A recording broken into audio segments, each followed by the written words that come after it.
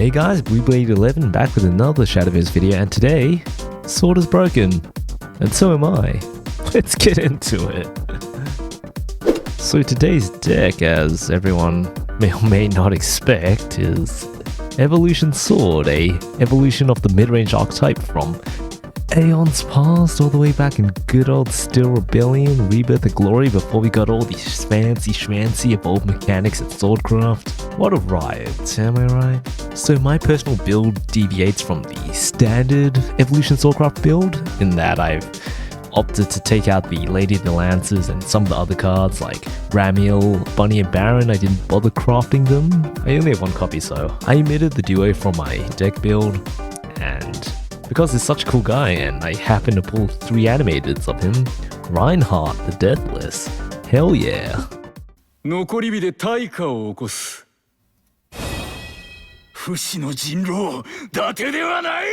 Isn't he cool?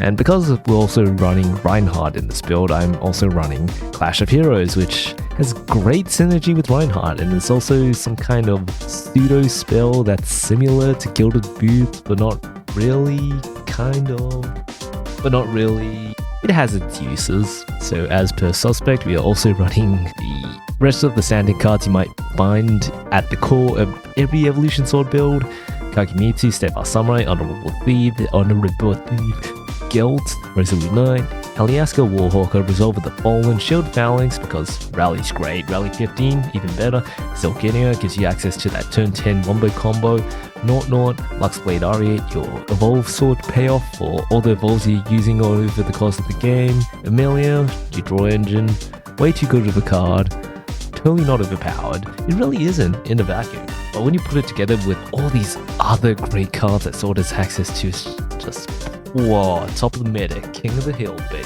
And of course, Regal Wildcat. God, I both love and hate this thing.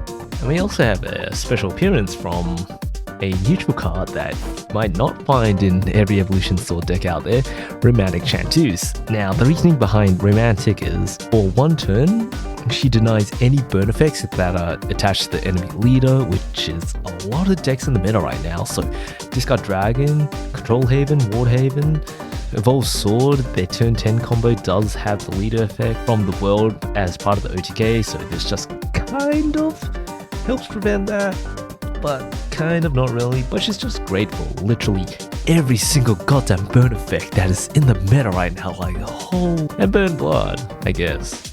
Sometimes. Great card, I run 2 of her. So just presuming that you haven't played Evolve Sword at all, or you've only played it a little bit, Evolve Sword is a deck that revolves around playing early board, early followers to gain tempo during the early game, into playing hopefully your Amelia on turn 5, bar not having an Amelia, you want to be maintaining tempo between guilds, Honorable Thief, your lowest cost followers, or maybe you have a Reinhardt and you're able to start stacking your Reinhardt on board. Maybe you snowball the game out of control.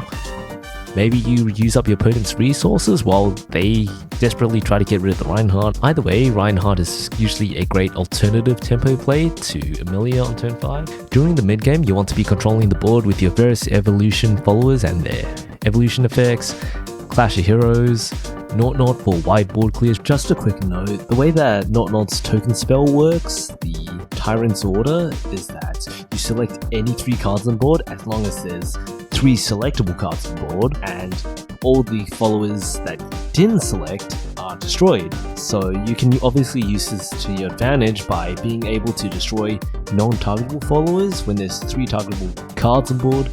Cards does also include cards like amulets, so if your opponent has 2 followers on board and 1 amulet, or 2 amulets on board, you can use those amulets as part of the choose selection to clear any other followers that are on your opponent's side of the board. And because of Naught's enhanced fanfare effect, for 6 mana, you're always guaranteed at least 2 plus however many followers that your opponent has on their side of the board for a 100% clear board clear. Outside of wards and hexproof, that kind of thing. Resolve the Fallen, probably discounted by all the evolutions you've pulled off at that point. So 3 evolves, Resolve of the Fallen becomes a pseudo 1-mana card. Alyaska's token from his evolution is also great for helping to control the board for relatively low cost the more evolves you have. Obviously, you want to keep maintaining your hand between Gelt, Amelia, Zelginia. Late game is when things get interesting between your Luxblade and your Wildcat. Your Wildcat, more often than not, will only ever be used to finish off the game on turn 9, turn 10 on either a huge cheap costed body from Shield Phalanx, Kagemitsu or Alyaska token, or you just slap him on your turn 10 world for the most brain dead OTK in existence. Wowie. There are some cards of note that I've omitted from my specific deck list, which include Lady of the Lands, Rivayle, and Bunny and Baron. So the problem with Rivayle is I found that the only reason you run her in this deck is because she offers a early ramp effect on turn 4 going second. Nowhere else. The issue with that was you either float 2 mana, you spend 2 mana on a suboptimal play on turn 4, or she's a dead card the rest of the game. Having said that, she still is an overvalued 2 mana 2/2 neutral card that doesn't interfere with your deck's tutors, but I felt that for the slot that Rivayle was taking up, Romantic Chanteuse was just a better use of the slot against a lot of the decks in the meta out there. Chanteuse's effect can be game winning against certain decks that rely on burn effects that are attached to their leaders, cough cough, Control Haven, among other decks, so I opted to replace Rivayle with Romantic Chanteuse for that specific reason.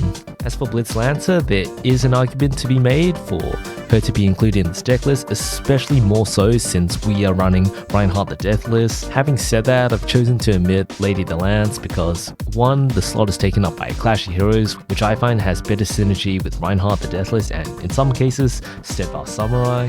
Lady of the Lands does have access to a Enhanced 8 Storm effect, but I found that wasn't really relevant in the majority of games. The most common reason that players include Lady of the Lands in their deck list is because of her damage mitigation and Bane effect that she gains with more commanders, and more specifically if you have 2 commanders in hand while you play her fanfare effect. The other issue I found with Lady of the Lands is that 2 of the commanders in this deck, Amelia and Alyaska, are better off when you play the commander first and then you play the officer, but Lady of the Lands is an officer that wants you to play the officer before the commander, so it's a bit of a chicken before the egg kind of issue that I found was happening in a fair number of games. Not every game, but it was happening often enough that I was playing the commander first, either Alyaska or Amelia, and then playing Lady of the Lands, which by that point I didn't have enough commanders in hand, so I wasn't proccing her effects, so it became less consistent and more reliant on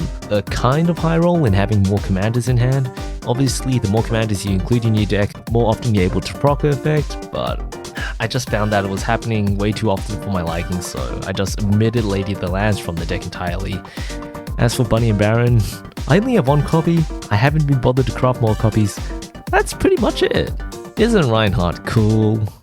Well, that's Evolution Sword for ya. I hope I explained the deck well enough for those of you out there that aren't particularly familiar with how the deck plays. I will be putting out a gameplay video of the deck in the coming days, so keep a watch out for that. Subscribe, and I'll see you guys next time. Peace.